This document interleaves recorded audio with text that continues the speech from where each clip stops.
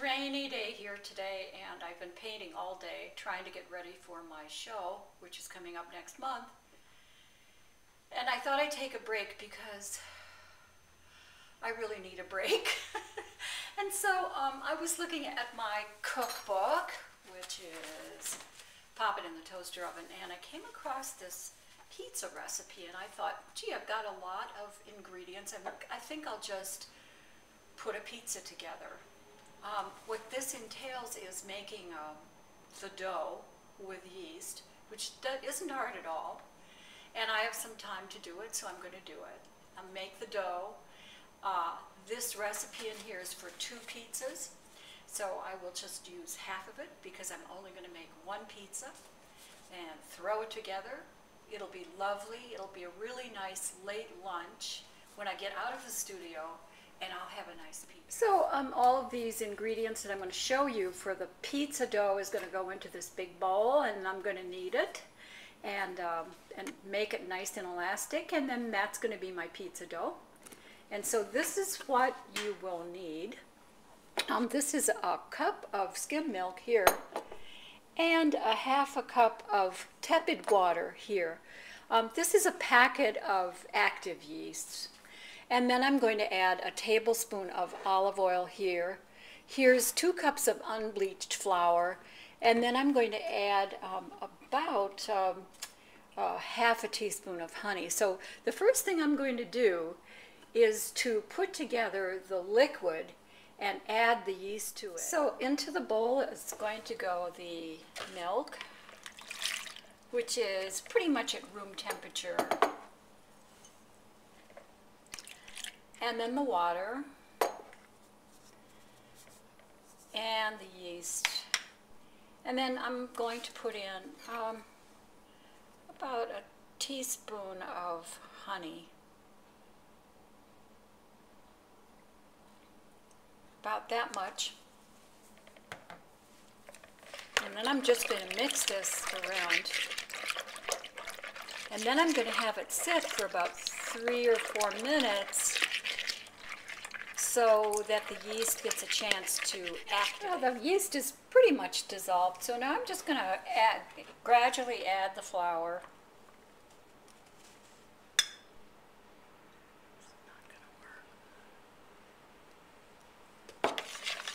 Okay, now the flour is added, so what I'm going to do is cover it with a damp towel and just let it sit for about an hour until it doubles in size. Okay, so it's been about an hour, and here's the beautiful pizza dough, and it has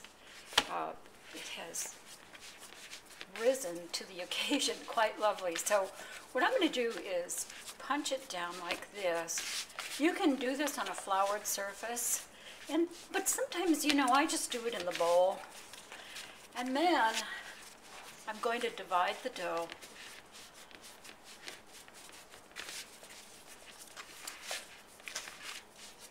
So just make sure that it's nice and elastic.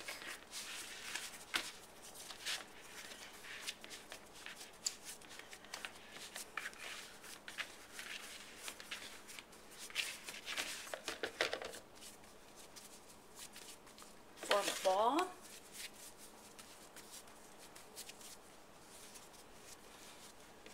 This is going to be cut in half,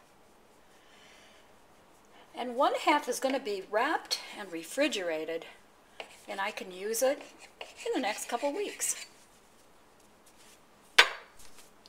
So that half gets refrigerated, and this half gets put into, I'm going to use a cake pan here. Why? Because I have a cake pan.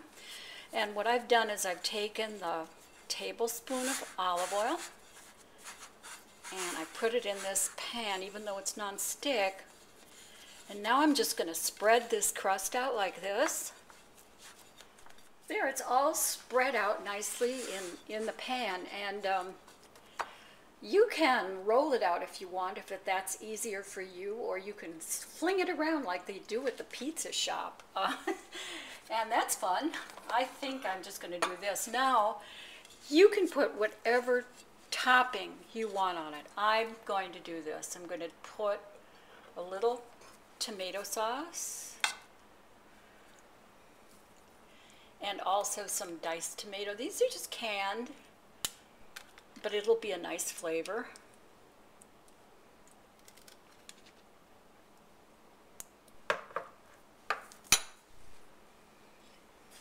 I have some fresh zucchini that I've cut up.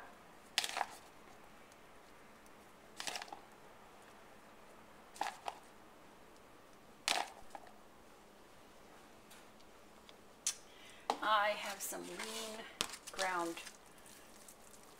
turkey meat, and I'm just going to put that there like that. And you could use anything, sausage, pepperoni, or if you're a vegetarian, you might want to choose some of your favorite vegetables.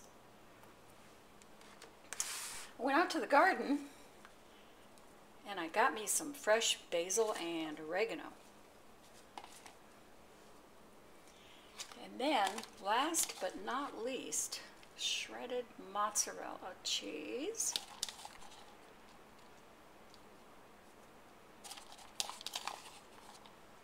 Looks good. Now I've preheated my oven to 400, and this pizza is going to go in for about 20 minutes. All right, so in this pizza goes into the 400 oven. Now if you put food into your toaster oven and it's very, very hot, you'd best wear oven mitts. As I'm inserting stuff, I'm very, very careful not to burn myself, which I've done. So I personally recommend oven mitts. Now I'm going to check it in probably about 8 or 10 minutes just to see how it's doing. Well, there's the pizza. It was 20 minutes at 400. Looks absolutely wonderful. I'm going to take a piece in a minute and test it. Make sure that it is just as delightful as I have promised. Well, I can see that everything is done very nicely. The cheese is melted and browned nicely. The crust is very nice and thick, the way I like it. And if you like it thinner, you can roll it out thinner and maybe bake it on a rack instead of in a pan. So I'm taking a little piece here, giving it the taste test.